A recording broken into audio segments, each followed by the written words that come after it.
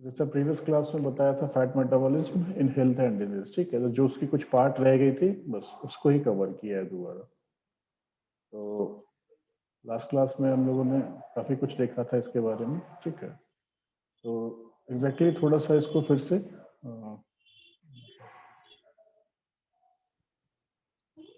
थोड़ा सा और इसको इलेबोरेट कर रहा है।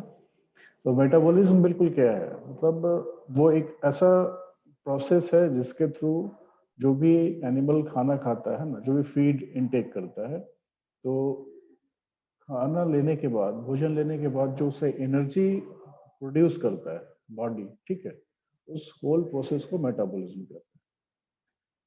बिकॉज जो फूड होती है that is constituent of carbohydrate, protein and fat, तो उसमें कुछ केमिकल चेंजिंग होती है, that is through some chemicals that is also known as enzymes.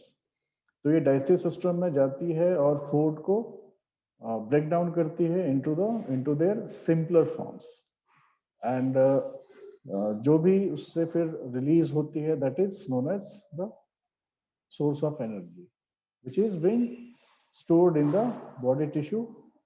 उसको एनिमल तुरंत भी यूज कर सकता है या फिर रिजर्व कर सकता है अनकंडीशनल समय में यूज करने के लिए। तो एग्जैक्टली ये मेटाबॉलिज्म हो गई, लेकिन हम लोग हैं लिपिड मेटाबॉलिज्म, तो फैट मेटाबॉलिज्म पे। तो जो लिपिड मेटाबॉलिज्म डिसऑर्डर इसको हम कह ले, तो इसमें एग्जैक्टली जो लिपिड्स है उनके बारे में हो गया, ठीक है। तो लिपिड्स है क्या एग्जैक्टली? फैट्स या फैट लाइक सब्सटेंस है जिसमें ऑयल होती है, फैटी एसिड्स, वैक्सेस और कोलेस्ट्रॉल होती है। तो अगर किसी तरह की डिसऑर्डर होती है इन चीजों में, मतलब ऑयल्स, फैटी एसिड्स, वैक्सेस और कोलेस्ट्रॉल में, तो इनको हम कहते हैं डिसऑर्डर ऑफ लिपिड प्रोफाइल। तो किसी तरह का एंजाइम्स अगर मान लो कि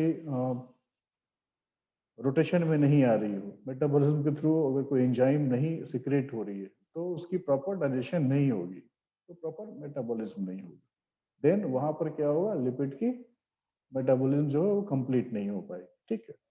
तो जब नहीं होगी तो क्या होगा, क्योंकि लिपिड तो चला गया है डाइजेस्टिव सिस्टम में, तो ये क्या करेगा, एक हार्मफुल अमाउंट बनाएगा इसी तरह की, मतलब जो शरीर को नुकसान करेगा लॉन्ग टर्म में। तो हो सकता है नुकसान क्या करेगा इन द सेंस, जो कि कहीं ना कहीं तो डाइजेशन होगी, उसकी एब्जॉर्प्शन होगी, या फिर कहीं स्टोर हो जाएगा, है ना। तो अगर कोलेस्ट्रॉल के फॉर्म में स्टोर हो जाता है तो क्या होगा, हार्ट पे अटैक करेगा, जो वेन्स हैं, आर्टरीज हैं, उनमें जाके वो क्लॉट हो जाएगी, जम जाएगी, वहां पर अडहेर हो जाएगी। तो उससे क्या होगा, जो ब्लड सप्लाई है वो कंप्लीट नहीं हो पाएगी। या अगर कहीं सेल्स और टिश्यूज में चली जाती है, ब्रेन में या फिर नर्वस सिस्टम में, लीवर, स्प्लेन, बोन मैरो, कहीं भी चली जाएगी, तो वो काफी फैटल होगी, क्योंकि एक ऊपर से सुपरफिशियल एक परत जम जाएगी, ठीक है। तो वो मेम्ब्रेन जो बन जाएगी, उससे क्या होगा, जो उसकी नॉर्मल शेड्यूल है सेल्स या टिश्यूज की काम करने की, वो नहीं कर पाएगी।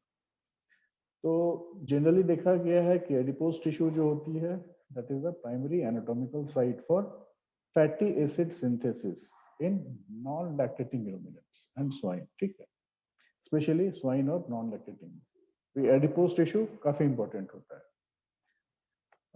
ह्यूमन में और एवियन स्पीसीज की बात करें तो लीवर इसमें प्राइमरी साइट होता है for the synthesis of fatty acid.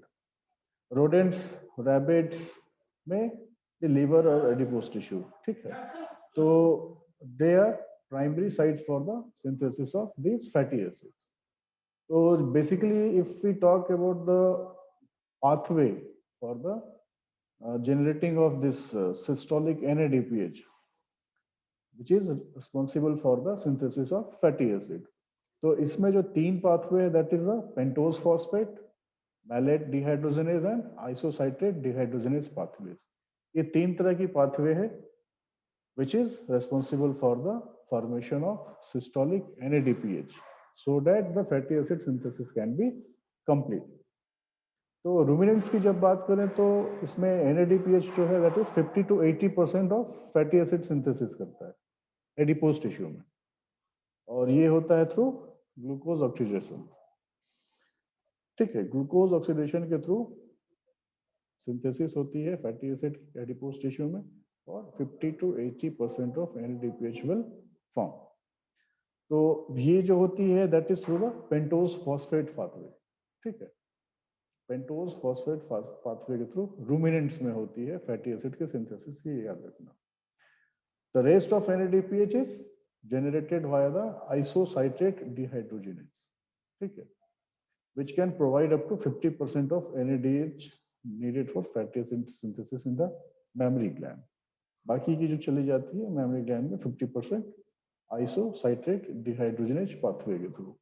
इसलिए देखा गया है कि जब ऑफस्प्रिंग आते हैं, मतलब जब पार्चुरेशन होती है एनिमल की, तो उस समय जो बोला जाता है ना टर्म, मिल्क में हम लोग बोलते हैं कोलेस्ट्रॉम जो कहते हैं, उसमें NADPH की मात्रा बहुत ज्यादा होती है।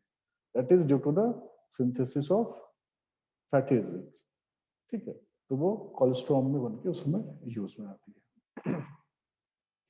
अब यहाँ अगर हम सिग्निफिकेंस की बात करें आइसोसाइट्रेट डिहाइड्रोजनेज पाथवे की, तो मतलब ये एक तरह से जो फैटी एसिड सिंथेसिस है उसको थोड़ा सा रिड्यूस करता है as comparable to the acetate, ठीक है।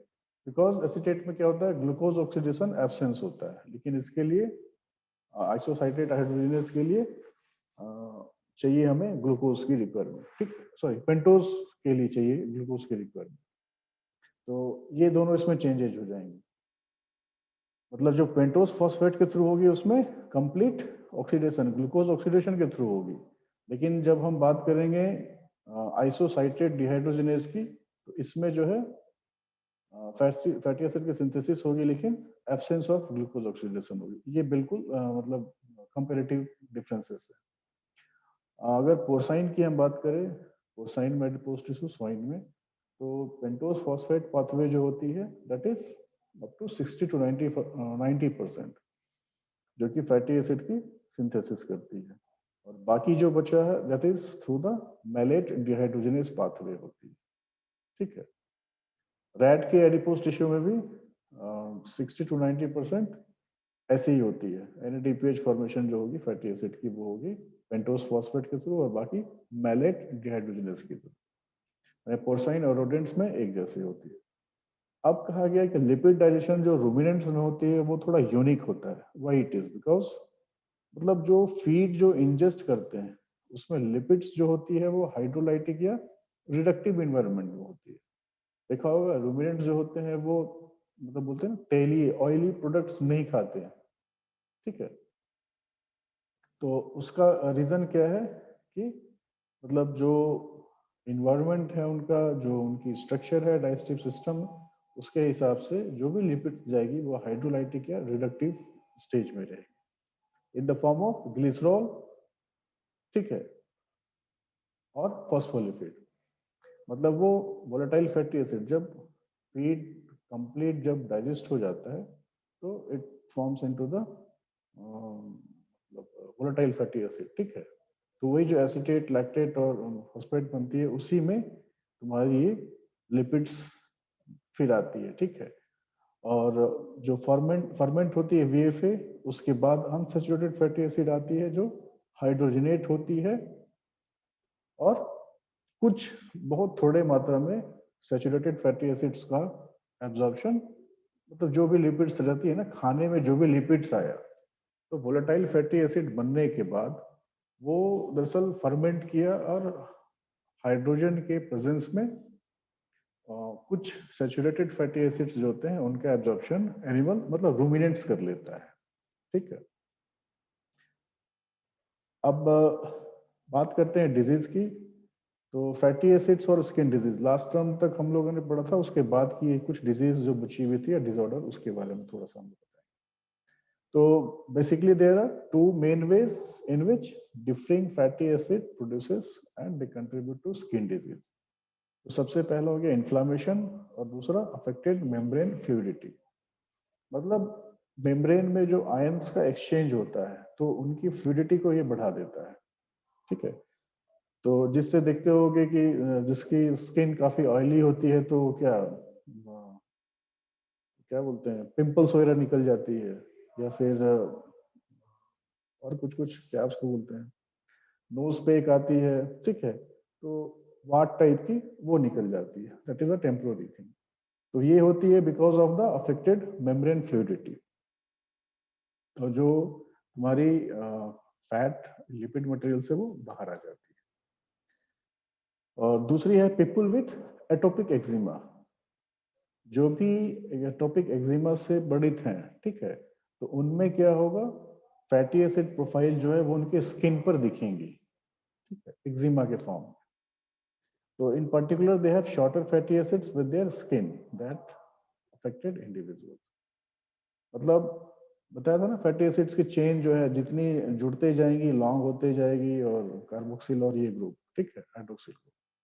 तो ये जब शॉर्ट फैटी एसिड चेन होती है ये एक्जिमा में भी, और दूसरी ये मतलब स्किन की बैरियर है उसको क्रॉस करने में सबसे हेल्पफुल होती है, इसलिए शॉर्टर फैटी एसिड्स स्किन के लिए बहुत ही खराब होती है। तो एज सिमिलर प्रोरोटिक डॉग्स, जो pruritic dogs have a different fatty acid profile compare to dogs with healthy skin. Pruritic dogs मतलब जो डॉग्स हो गए that having the skin problem, ठीक है, जैसे मतलब किसी तरह की क्या उसको बोलो, स्किन डिजीज, मतलब जिसमें खुजलाहट होने पे कुछ फर जैसा निकलता है ना, थोड़ा सा स्काल्प जो हटती है, उस टाइप की डॉग्स होगी, तो उसका भी रीजन जो बेसिकली होता है that is a fatty acid profile. तो इनमें क्या होता है, एटोपिक डर्माटाइटिस होती है, ठीक है, बिकॉज डाइट में उनकी N3 पॉलीअनसैचुरेटेड फैटी एसिड जो है वो ज्यादा होती है, ठीक है। तो अगर इसको कम कर दिया जाए तो जो डर्माटाइटिस है डॉग्स के केस में वो उस पर कंट्रोल किया जा सकता है। कैंसर की जब बात करें तो ये एबरेंट सेलुलर प्रोसेस है, ठीक है, सेलुलर प्रोसेस मतलब सेल्स की कंटिन्यूएशन में डेथ होती रहती है। तो इसके लिए काफी रेस्पॉन्सिबल कुछ जीन्स हैं जो कि एक्सप्रेस होते हैं ट्यूमर में, ट्यूमर टिश्यू जो है उसमें एक्सप्रेस होते हैं। तो जो फैटी एसिड प्रोफाइल्स होता है ये भी कुछ हद तक बताता है कि हाँ, ये जो स्किन जो है या टिश्यूज है इसमें मतलब एबरेंट सेलुलर प्रोसेस हो रही है, मतलब this is likely to become cancerous tissue, ठीक है। तो ये डिफ्रेंशिएट कर सकती है नॉन ट्यूमर और ट्यूमर टिश्यू में, कुछ जीन्स कर सकती है, लेकिन ये वही फैटी एसिड के प्रोफाइल में देखेंगे तब वो पता चलेगा। फिर इसका एक और है प्रोस्टेट और ब्रेस्ट कैंसर में। जो कैंसर है एग्जैक्टली ब्रेस्ट कैंसर या प्रोस्टेट कैंसर, इन दोनों कैंसर्स में फैटी एसिड प्रोफाइल बढ़ जाता है। लास्ट टाइम अभी देखा था प्रीवियस स्लाइड में भी कि मेमोरी ग्लैंड में बहुत ज्यादा मतलब ऑलमोस्ट 50% अप टू NADPH की फॉर्मेशन होती है। तो एक रीजन वो भी होता है। तो the differential dietary intake of fatty acids can इधर रिड्यूस और increase risk of disease including cancer. तो एक मेटा एनालिसिस कहते हैं रिगार्डिंग ब्रेस्ट स्किन में, ब्रेस्ट कैंसर में, तो इसमें भी है N3 polyunsaturated fatty acid intake showed that overall increasing this will reduce the risk of developing breast cancer। मतलब अगर अब हम फीड में N3 polyunsaturated fatty acid अगर लेते हैं तो that will be helpful and the chances of breast cancer will be minimized। तो ये चीज क्या एक माइस पर रिसर्च में देखा गया था, ठीक है। अब बात करें अगर हम effects of fatty acids on fertility and during pregnancy and development, मतलब फैटी एसिड के फर्टिलिटी में क्या है रोल, प्रेगनेंसी में और उसके डेवलपमेंट में क्या है। तो many animal have established that restriction of a range of nutrients with the maternal diet through pregnancy results in offspring that program to be at increased risk of later hypertension and metabolic disease including diabetes and obesity। तो एक theory दिया गया है developmental origins of health and disease, ठीक, एक hypothesis है, DOHAD बोलते हैं, developmental origin of health and disease. तो इसके थ्रू हम देख सकते हैं कि किस टाइप के एनिमल को किस टाइप का फीड या न्यूट्रिएंट्स हम रिस्ट्रिक्ट कर सकते हैं या फिर दे सकते हैं, तो उसका इफेक्ट जो है उसकी प्रेगनेंसी में, उसके ऑफस्प्रिंग में कितना होगा, तो इसके थ्रू में एक प्रोग्राम कर सकते हैं। काफी सारे न्यूट्रिएंट्स हैं या फीड एडिटिव्स हैं जो बोलते हैं ना प्रेगनेंसी में नहीं देना चाहिए। तो जैसे मान लो कि अगर किसी एनिमल को कोई ऐसा फीड दे दिया गया जो ओवर फीडिंग हो जाए, ठीक है, मतलब ओवर जनरेटेड हो जाए, तो उसका इफेक्ट क्या होगा, उसके ऑफस्प्रिंग पे सीधा सीधा दिखेगा। तो ये एक हाइपोथेसिस है जिसके थ्रू हम किसी भी अनकंडीशनल चीज को सिक्योर कर सकते हैं। फैटी एसिड इंटेक की बात करें तो बिफोर प्रेगनेंसी इसको मतलब क्या बोलो, कंप्लीट देना चाहिए। Fatty acid intake should be completely provided to the animal which is going to be pregnant, ठीक है, मतलब उसके अर्ली जेस्टेशन में फैटी एसिड इंटेक पूरी देनी चाहिए। अच्छा, अगर कम होती है तो क्या होगा, अंडर न्यूट्रिशन होगा तो रिप्रोडक्टिव रेट्स जो होगी मेल्स और फीमेल्स में, और इवन उसके ऑफस्प्रिंग में, उसमें भी वो चीज दिखेगी, ठीक है। तो उस चीज को उस चीज से कम ओवरकम होने के लिए फैटी एसिड इंटेक का मतलब एक स्पेसिफिक टाइम पर देना जरूरी है। अब एक कंडीशन लिया गया था मेल कैट्स, तो इसमें लिनोलिक डिफिशिएंट डाइट जो होती है that will result in tubular degeneration of the testis and low fertility rates, ठीक है।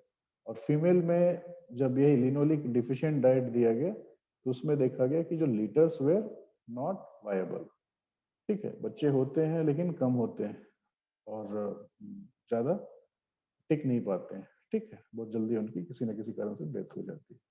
तो ये लिनोलिक डिफिशियंसी है।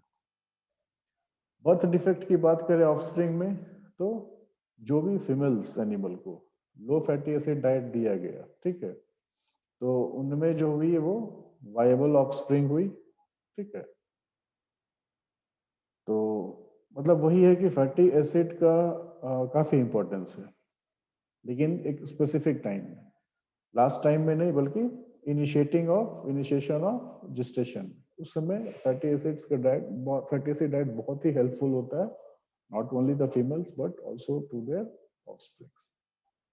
रोडेंट्स में कुछ एक्सपेरिमेंट्स किए गए तो उसमें देखा गया कि जो इंक्रीज्ड फैट होती है ड्यूरिंग प्रेगनेंसी, ये जनरली ये होते हैं associated with the decrease in food intake which limits their useful, ठीक है, मतलब जो अगर ज्यादा फैट दे दे तो जो फीड की कन्वर्सन रेशियो होती है वो कम हो जाती है ज्यादा फैट होने पर, क्योंकि क्या होता है उसमें, उसको जितनी एनर्जी की रिक्वायरमेंट होती है वो उससे ही निकाल लेती है, इसलिए उसकी रिक्वायरमेंट में ज्यादा फूड की रिक्वायरमेंट नहीं होती है।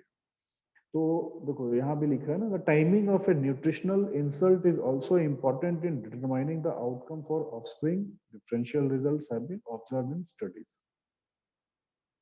इन्वेस्टिगेटिंग अर्ली और late gestational nutritional inserts in animal. मतलब वही बार बार कहा जा रहा है कि अर्ली जेस्टेशन में या लेट जेस्टेशन में न्यूट्रिशन आपने कब देनी है और किस तरह की देनी है, ये इसकी रिक्वायरमेंट कंप्लीट बताती है कि आपके एनिमल पे, मतलब वो जो मदर है उस पर और उसके ऑफस्प्रिंग पे कितना होगा, ठीक है। तो कोशिश हमेशा यही करनी है कि अर्ली जेस्टेशन में बिल्कुल फैट वाली चीजें दें, लेकिन लास्ट में बिल्कुल। तो हाई फैट डाइट इंक्रीज क्या करती है, एडिपोसाइट्स बढ़ाती है और एक्टोपिक लिपिड एक्यूमुलेशन बढ़ाएगी, ठीक है। तो अब ये जब बढ़ेगी तो क्या होगा, ग्लाइकोजन डिपोजिशन जो स्केलेटल मसल में वो डिक्रीज कर जाएगा, ठीक है, ग्लाइकोजन जो बननी चाहिए वो कम होगी। तो increase plasma free fatty acids will impair insulin stimulated glucose disposal, ठीक है, that including glycogenesis and glucose uptake. तो अब इसका रिजल्ट क्या आएगा कि स्केलेटल मसल में जो ग्लाइकोजन कंटेंट होता है वो कम हो जाएगा, ठीक है। तो इसका मतलब डेट्रीमेंटल इफेक्ट क्या होगा, देखे होगे, जैसे एक फॉर एग्जांपल लेते हैं, एक कोई लीन एनिमल है, ठीक है, और एक फैटी एनिमल है।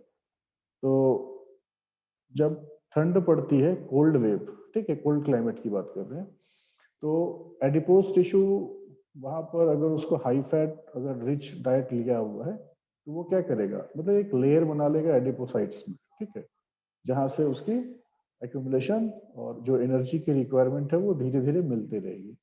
दूसरी है जो कोल्ड वेव डायरेक्ट है वो उस पर हिट नहीं कर सकता है, तो ये कुछ मोटापा होने का भी फायदा होता है, फैट का भी फायदा होता है, ठीक है, लेकिन ये स्पेसिफिक कंडीशन में मतलब लगती है। अब एक कंडीशन लिया गया यंगर पिग्स में, दैट इज फॉर 7 और 14 days of post natal as.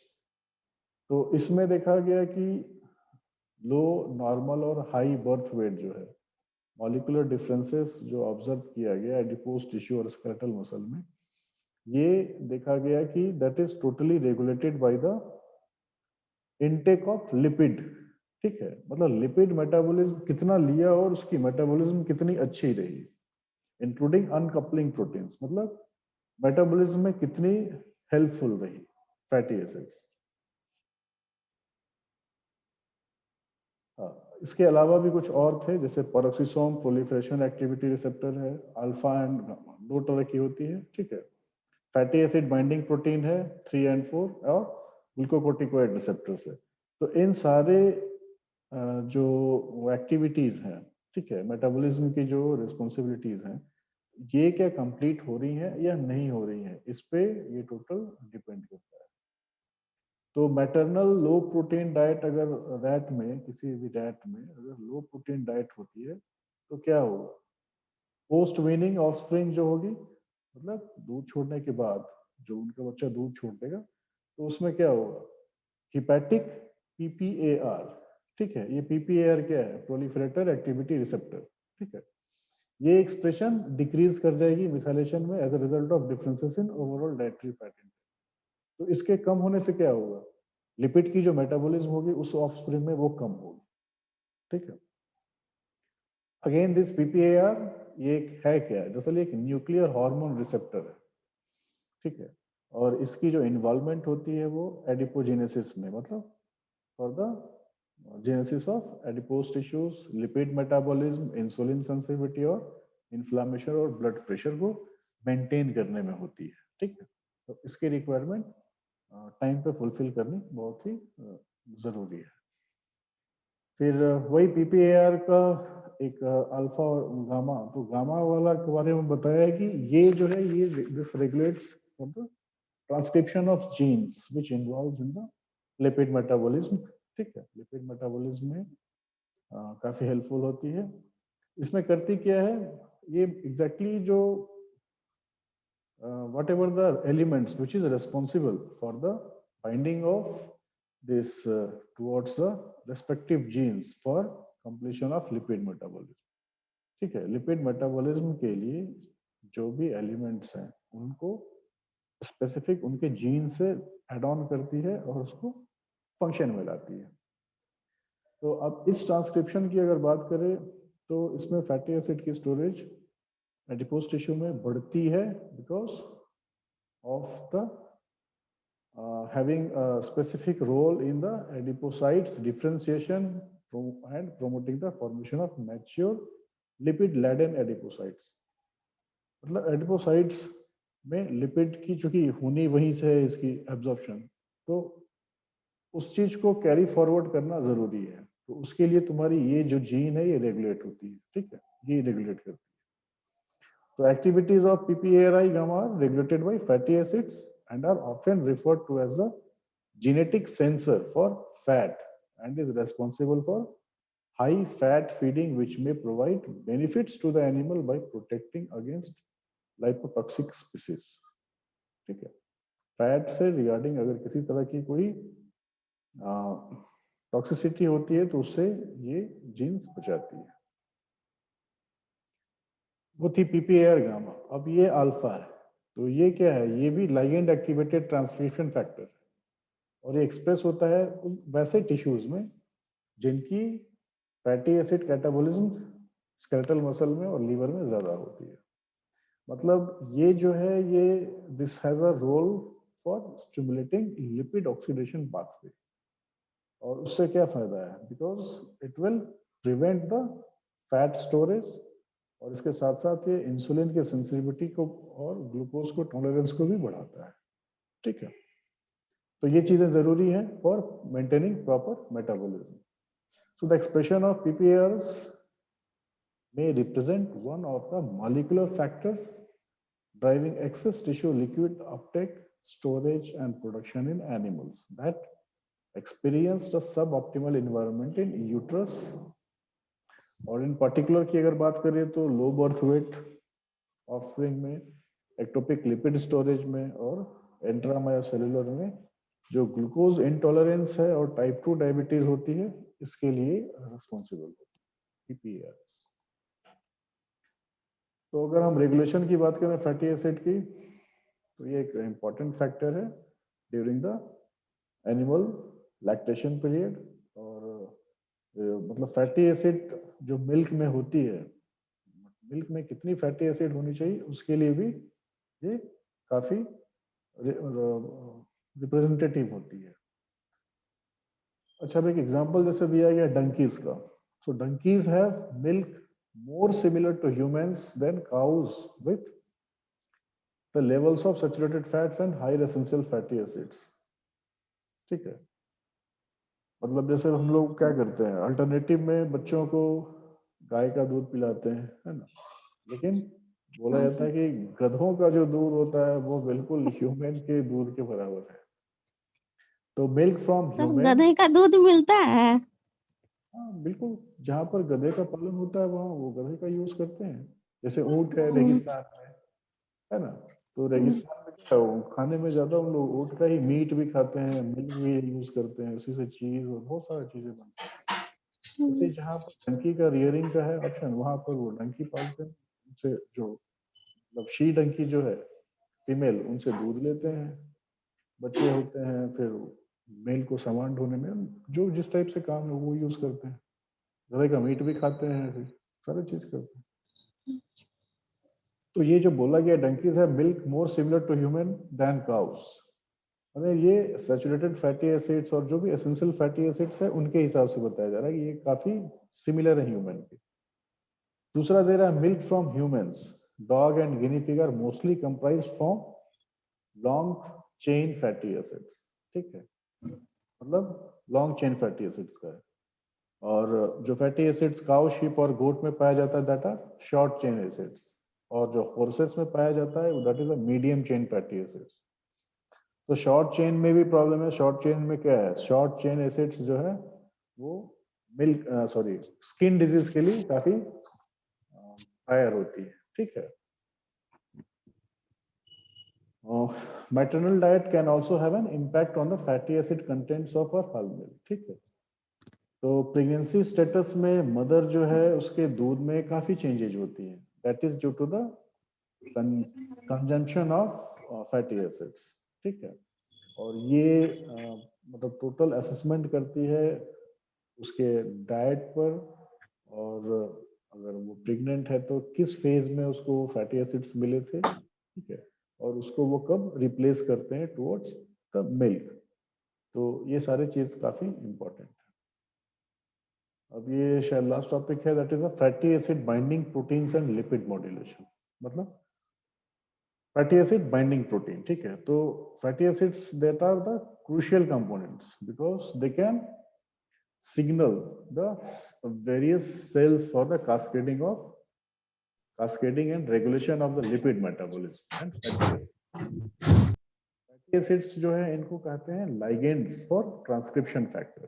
ठीक है, ये एक फैटी एसिड जो है ये बीच का एक ब्रिज है जो कि सेल के सिग्नल में कास्केड करता है और रेगुलेट करता है। तो फैटी एसिड्स जो है that are carried through tissue membranes and in the cytosol by chaperones known as fatty acid binding proteins। ठीक है, FABPs। अब क्या है, जो टिश्यू स्पेसिफिक आइसोफॉर्म्स होती है उसके मतलब ये उस पर डिपेंड करती है। नॉकआउट माइस जो है ये क्या है, मतलब they are expressing the adipocyte specific ये fatty acid binding proteins 4 exhibited protection from the metabolic effects। जो इससे प्रीवियस क्लास में जो अभी जस्ट बताया था, टुडेज प्रीवियस क्लास में, कि नॉकआउट माइस जीन की एनिमल मॉडल में मतलब 20th सेंचुरी में इसकी काफी सराहना हुई, काफी इससे काम लिया गया। तो एग्जैक्टली इसमें क्या देखा गया था, ये इस टाइप के जो माइस होते हैं दैट आर मतलब रेजिस्टेंस, इंसुलिन रेजिस्टेंस और हाइपर कोलेस्टेरेमिया, ठीक है, मतलब कोलेस्ट्रॉल भी ज्यादा नहीं होने देता है और इंसुलिन, ये इनसे बचे हुए हैं। तो इस टाइप के जो माइस हो गए, फिर उस पर एक्सपेरिमेंट करने से कुछ और भी मिल सकता था, ठीक है।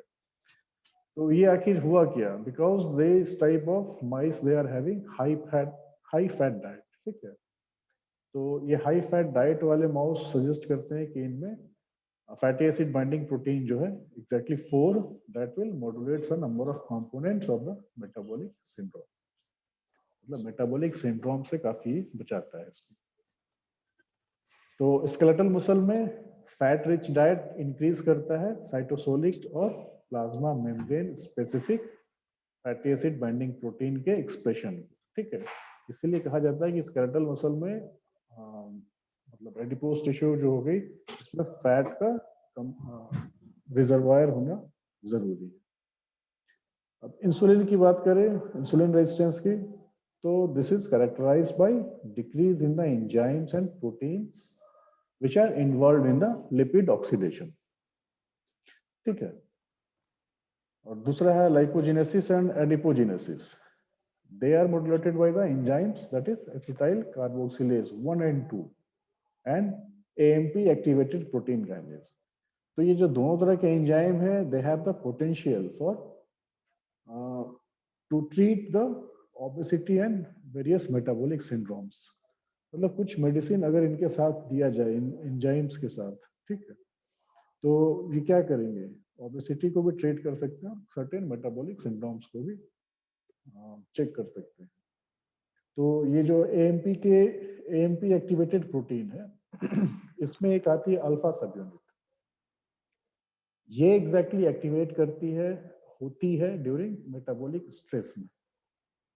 जब भी मेटाबॉलिक स्ट्रेस होती है तो ये सब यूनिट एक्टिवेट हो जाती है due to the phosphorylation and inhibits phosphorylation. और ये करती क्या है, ये ACC1 और 2 जो लास्ट में बताया, पीछे था पिछली स्लाइड में, इसके एक्टिविटी को इनहिबिट कर देता है, ठीक है, और फैटी एसिड ऑक्सीडेशन को बढ़ा देता है। उससे क्या होता है, ग्लूकोज अपटेक बढ़ती है और लिपिड की सिंथेसिस इनहिबिट हो जाती है। तो इससे क्या होगा, जो एक्टोपिक लिपिड स्टोरेज होती है उसको कंट्रोल करती है, मतलब बहुत ज्यादा बढ़ने नहीं देती है और कम भी नहीं होने देती, ठीक है। तो ये सब यूनिट्स जो है that are very much responsible and effective. So an isocaloric high fat diet inhibit AMPK in rats despite great potential for modulation by maternal diet expression of ACC and AMPK is required, ठीक है। अब अगर remedy और treatment की बात की जाए तो disorders are inherited, मतलब they are coming throughout their parents। तो न्यूबॉर्न बेबीज जो है इनको स्क्रीन करना, ठीक है, उनके ब्लड टेस्ट से वो पता करना, फिर उनके फैमिली हिस्ट्री को देखना कि क्या इनके पेरेंट्स को इस टाइप के कोई जेनेटिक डिजीज थी या डिसऑर्डर थी, ठीक है, तो वो हम टेस्ट कर सकते हैं उनके जीन को रीड आउट करके, एसेस करके।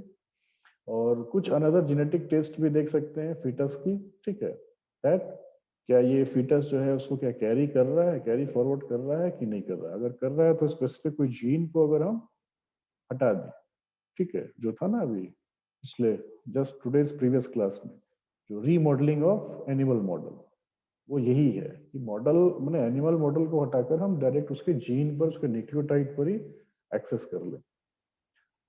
फिर एंजाइम रिप्लेसमेंट थेरेपीज, ये भी हेल्प करते हैं काफी डिसऑर्डर को हटाने के लिए, ठीक है। और मैंने एंजाइम रिप्लेसमेंट, जो specific enzyme which are responsible for the any disorder और डिफिशियंसी और डिस्ट्रक्शन, ठीक है, तो उस एंजाइम को ही हम रिप्लेस कर दें तो वो चीज हो सकता है, अदरवाइज इसकी कोई ट्रीटमेंट नहीं है। मेडिसिन या ब्लड ट्रांसफ्यूजन करते हैं या कोई अदर प्रोसीड्यूर यूज करते हैं तो उससे कुछ कॉम्प्लिकेशन बढ़ सकते हैं। तो एग्जैक्टली ये सारी चीजें थी